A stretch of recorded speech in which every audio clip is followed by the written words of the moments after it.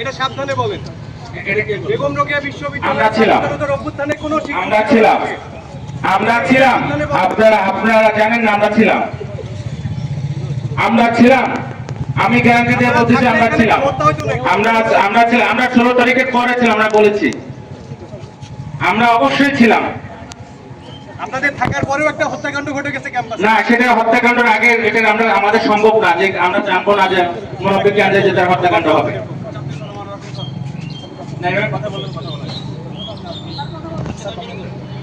প্রশাসনকে বললে প্রশাসন সহযোগিতা করত, যদি তিনি দোষী হতেন তাহলে আমার শিক্ষার্থীরা সহযোগিতা করত যে হত্যাকারীকে ধরিয়ে দিতে হবে। আমাদের বিশ্ববিদ্যালয়ের জন্য কলঙ্ক।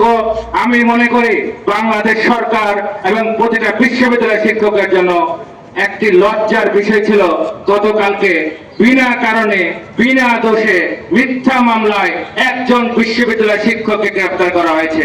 আপনারা সকলে সাক্ষী, বেগম রোকেয়া বিশ্ববিদ্যালয়ের শিক্ষার্থীরা, শিক্ষকরা এবং রংপুরবাসী সবাই সাক্ষী। আপনারা জানেন জুলাই বিপ্লবে যদি আবু সাইদ হত্যাকাণ্ড সংঘটিত না হতো, আবু সাইদ নিজের জীবন বিলিয়ে না দিত, এই নতুন বাংলাদেশ সৃষ্টি হতো না।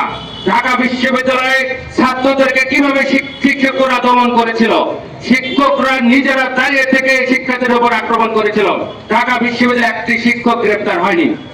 আর আমরা যারা রোকেয়া বিশ্ববিদ্যালয়ের শিক্ষার্থীদের পক্ষে ছিলাম, এই যে আমার এখানে শিক্ষকরা যারা আছেন রোদ বৃষ্টিতে ভিজে ছাত্রদের পক্ষে মিছিল করেছেন, যারা আপনারা আছেন তারা ছিলেন। শিক্ষক ছিলেন না, এটা সাবধানে বলেন।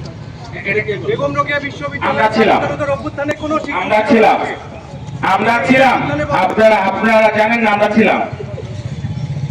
আমরা ছিলাম আমি গ্যারান্টি দিয়ে বলতেছি আমরা ছিলাম 16 তারিখের পরে ছিলাম আমরা বলেছি আমরা অবশ্যই ছিলাম।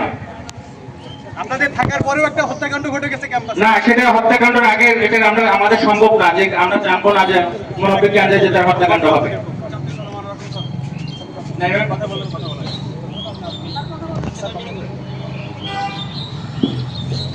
আমরা এই যে আমাদের পক্ষে বিপক্ষে কথা বলা, যে জুলাই বিপক্ষে ছিল কি ছিল না, এই সুযোগটা নিচ্ছে দোষররা। আমরা চাই এই বিশ্ববিদ্যালয় দোষর মুক্ত হোক, প্রকৃতি অপরাধরা তারা দোষী সাব্যস্ত হোক। এখনো অনেক শিক্ষক আছে জুলাই বিপ্লবের বিপক্ষে অবস্থান করে ঘুরে বেড়াচ্ছে, তাদের বিরুদ্ধে কোনো মামলা হয়নি। আমি চাই প্রকৃত ঘটনা উদ্ঘাটন হোক, প্রশাসনের শাস্তি হোক। আমি চাই বাংলাদেশ সরকারের যারা আছে নীতি নির্ধারক, এই বিশ্ববিদ্যালয়ে যে ভালো চলছে, বর্তমান উপাচার্য যে এই বিশ্ববিদ্যালয়টাকে আন্তর্জাতিক মানে নিয়ে যেতে চাচ্ছেন, সেটাকে সহযোগিতা না করে এইসব ঘটনা, এইসব গ্রেফতারের মধ্যে দিয়ে বিশ্ববিদ্যালয়টাকে অস্থির করার জন্য চক্রান্ত চলমান আছে।